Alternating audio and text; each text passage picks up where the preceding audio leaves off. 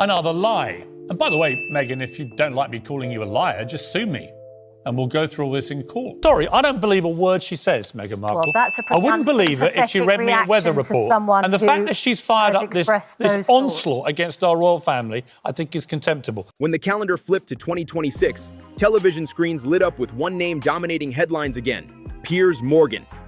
His latest fiery commentary spread fast, and suddenly the media world couldn't stop watching or reacting. Every clip, every reaction, every headline seemed pulled into the storm he created. This is the same Piers Morgan who walked away from Good Morning Britain rather than apologize to Meghan Markle, and now he returned louder, sharper, and clearly ready for another public clash. I believe in the right to be allowed to have an opinion. If people want to believe Meghan Markle, that's entirely their right. I don't believe almost anything that comes out of her mouth, and I think the damage she's done. But this time, he didn't come in with casual opinions. He showed up claiming receipts, timing his criticism right as Meghan's newest project stepped into the spotlight. Her Netflix cooking series, Love, Meghan, had just premiered.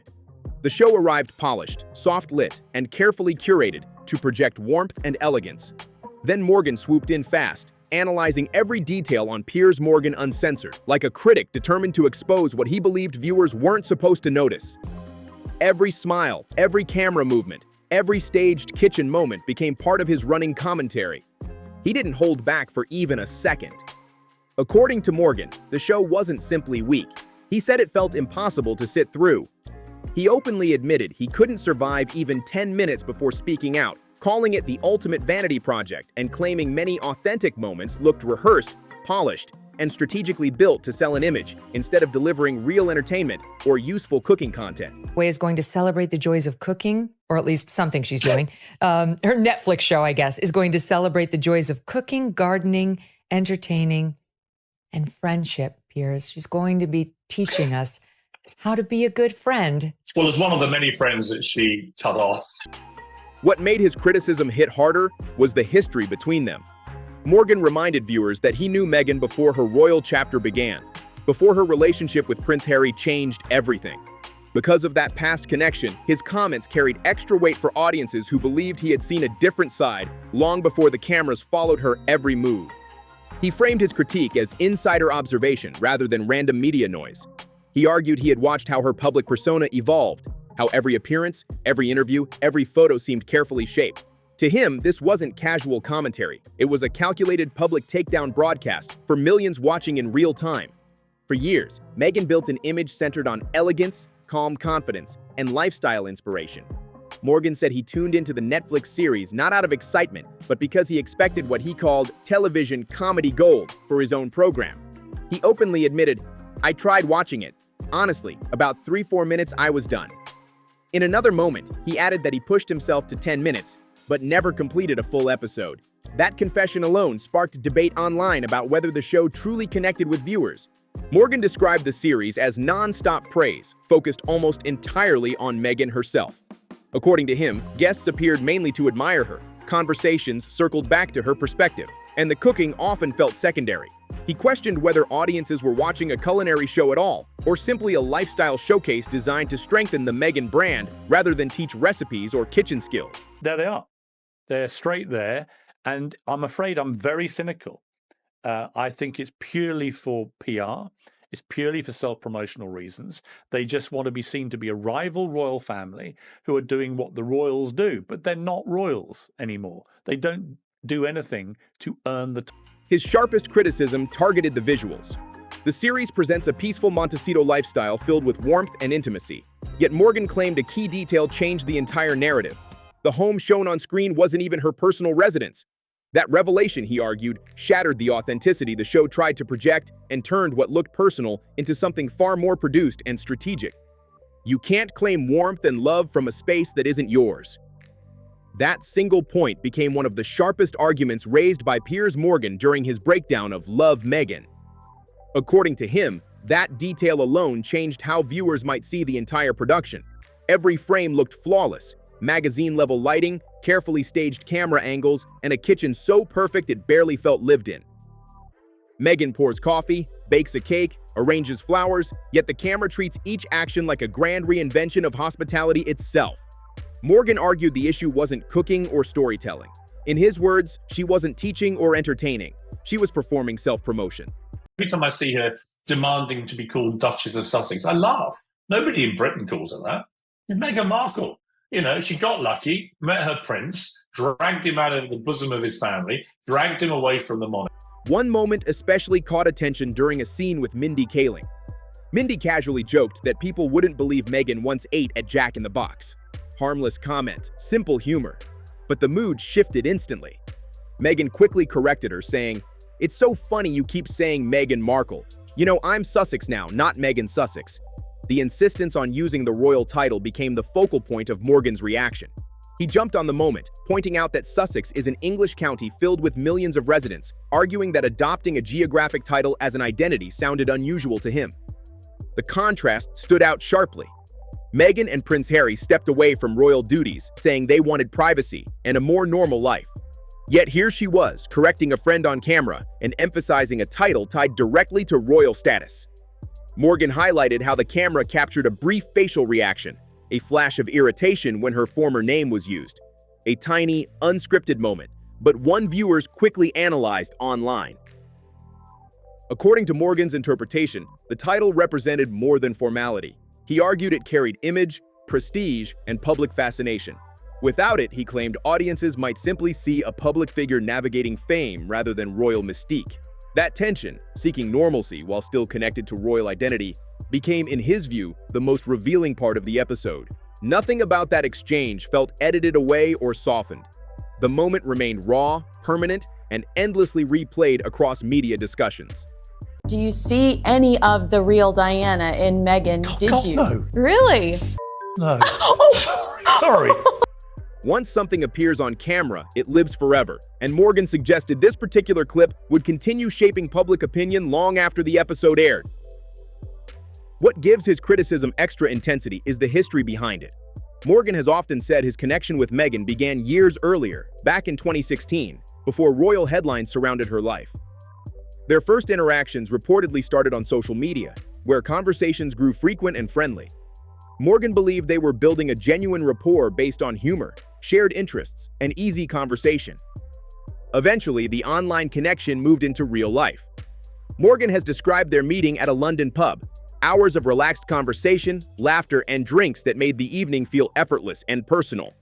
He recalled helping her into a cab afterward, unaware that she was heading to an event where she would meet Prince Harry for the first time. According to Morgan, events moved quickly after that night. He claims that once Meghan's relationship with Harry began, communication between them suddenly stopped. No explanation, no goodbye, just silence.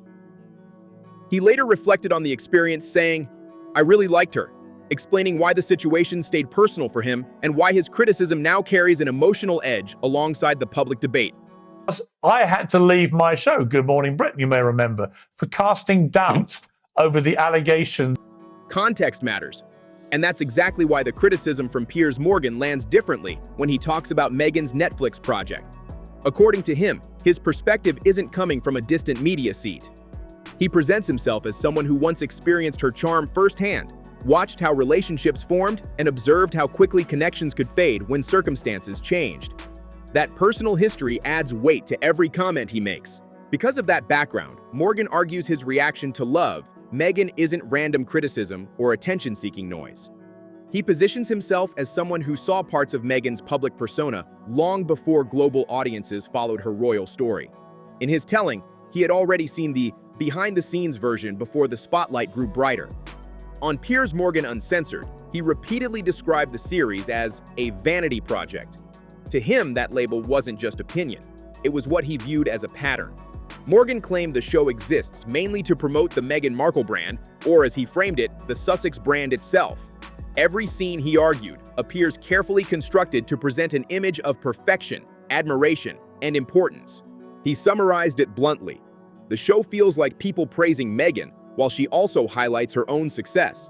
Once the announcement was made, NBC Studios contacted me and asked if I was available to provide the security protection for Meghan because things were just getting out of control. Morgan said that dynamic turns lifestyle television into personal branding rather than storytelling. On the surface, viewers see warm laughter, flower arranging, relaxed cooking moments, and friendly conversations. But Morgan encouraged audiences to look closer and question what feels spontaneous and what feels planned. According to his critique, nothing appears accidental. Lighting looks studio perfect, camera angles precise, makeup untouched, and every frame polished like a professional photo shoot. Morgan argued these scenes resemble curated social media posts rather than real kitchen experiences.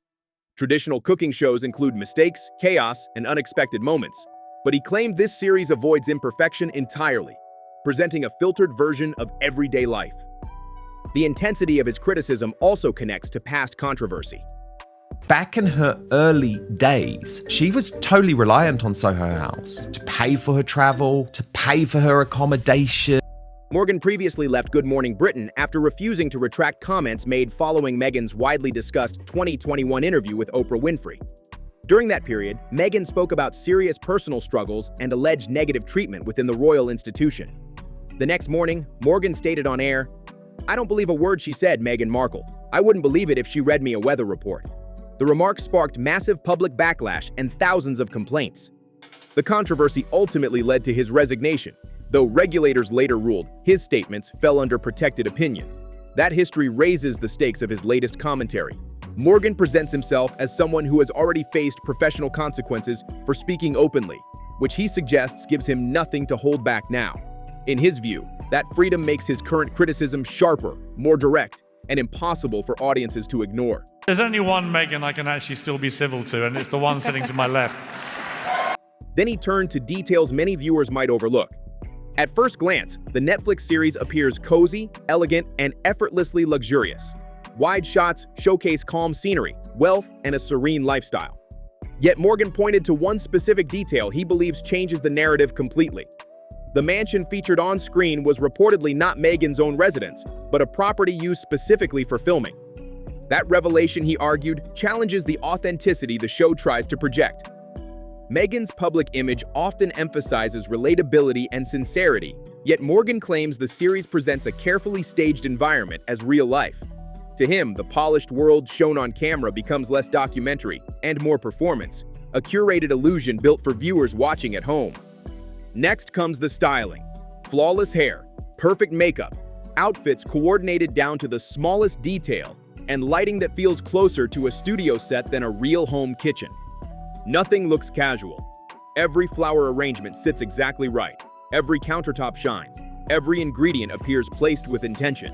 In real kitchens, spills happen, meals fail, and unexpected moments unfold naturally. But here, everything looks controlled and carefully planned.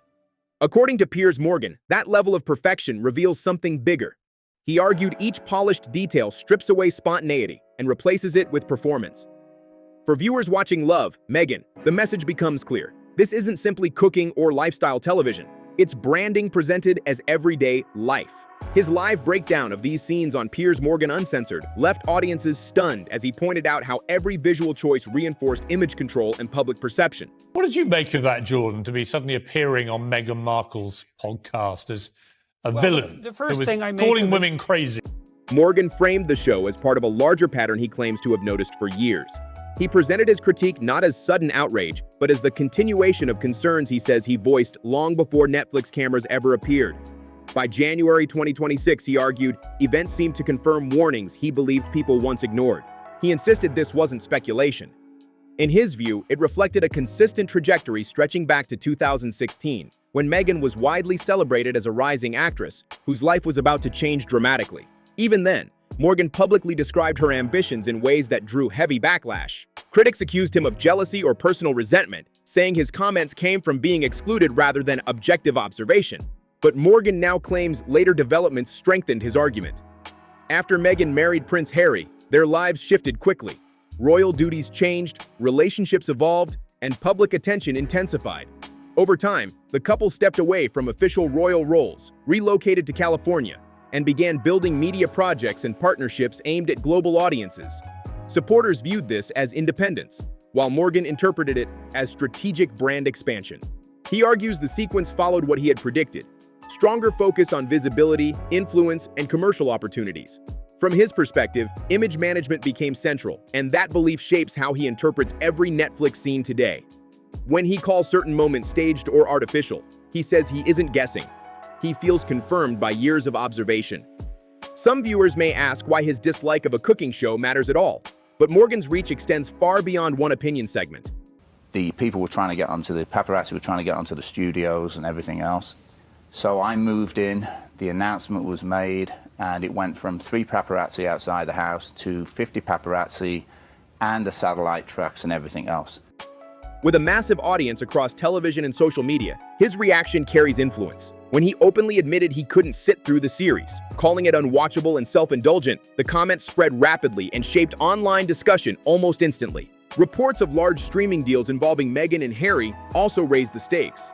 The reception of one project can affect expectations for future productions, partnerships, and audience trust. Casual viewers might have watched out of curiosity, but Morgan's claim that someone who once knew Meghan personally walked away after 10 minutes added drama to the conversation.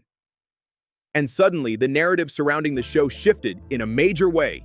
That's exactly the situation Meghan's team likely hoped to avoid. What made the commentary from Piers Morgan hit even harder was the type of images he focused on. These weren't secret leaks or accidental behind-the-scenes moments. They were official Netflix promotional photos, carefully selected highlights chosen by Meghan and her production team to represent love, Meghan at its very best. Yet Morgan said he looked past the polished surface immediately. Instead of warmth or authenticity, he claimed he saw performance, a carefully constructed persona meant to feel relatable while filmed inside a borrowed luxury setting surrounded by professional production crews. To him, the visuals didn't show casual living. They showed strategy. Take the coffee-making image. At first glance, it looks cozy and inviting, like a peaceful morning routine. But Morgan argued it transforms an ordinary task into something theatrical. What appears simple becomes, in his view, a staged moment designed to look natural while actually functioning as image building. The same criticism extended to the flower arranging scenes. Intended to communicate elegance and creativity, he said they instead felt overly curated, polished to perfection, yet missing genuine spontaneity. Even appearances alongside celebrity friends drew scrutiny. Morgan suggested that what viewers might interpret as warmth or friendship could also be read as strategic visibility. He claimed the images reinforced branding more than relationships, each photograph following a consistent formula. Nothing seemed accidental, nothing messy, nothing truly unpredictable. Every frame appeared engineered to sell a lifestyle rather than capture a real story. She used to charge almost $30,000 per trip, which is why she was making good money. It wasn't on suit. Once that interpretation is presented, he argued, audiences may struggle to view the promotional images the same way again. The illusion of effortless living begins to fade, replaced by questions about how much of what viewers see is authentic and how much is carefully managed presentation. So where does this leave Meghan publicly? Morgan delivered one of his toughest critiques live on television, calling the show unwatchable, challenging its visuals, and openly questioning the authenticity of her image. Now the situation creates a dilemma. Respond and risk amplifying the controversy, or stay silent and allow the criticism to continue shaping public opinion. Either path carries consequences. Millions already heard him say he couldn't sit through 10 minutes of the series. Millions watched him analyze the promotional imagery frame by frame. Commentary at that scale doesn't disappear quietly. Through Piers Morgan Uncensored, Morgan presents himself as a voice willing to speak bluntly, while others choose safer ground. Operating outside traditional network restrictions, he now comments freely on public figures and media narratives. That independence means every new project connected to Meghan or Prince Harry could face similar examination. Morgan has positioned himself not as a temporary critic, but as a continuing presence in the discussion surrounding their public image. Some critics argue he remains overly focused on Meghan, and even supporters admit he has never fully stepped away from the story. Still, his commentary resonates with audiences who believe patterns he identified years ago have continued unfolding. Questions about ambition, branding, and public status remain central themes in his analysis, and the Netflix cooking series, along with its meticulously curated imagery, has become the latest example fueling that ongoing debate. None of this means Meghan lacks options moving forward. She still holds significant platforms, resources, and global visibility, advantages that allow room for reinvention, response, or a completely new direction if she chooses to take it. But one factor stands above everything else: trust. When someone who once knew her personally, someone who previously described her as a friend, openly says he couldn't even sit through 10 minutes of her show, that kind of skepticism stays with audiences. Piers Morgan didn't hold back. He analyzed the series, challenged the promotional images from Love Meghan, and confronted the entire narrative directly. For many viewers, that moment changed how they see the story. Once an illusion cracks, rebuilding it the same way becomes incredibly difficult. Now it's your turn. Watch closely, think critically, and decide for yourself what feels real and what feels carefully produced. If this breakdown gave you a fresh perspective, like the video, share your thoughts in the comments, and keep the discussion going. And most importantly, subscribe to Crown Clash, because every single day, I drop a brand new video bringing you the latest royal drama and deep dives you don't want to miss.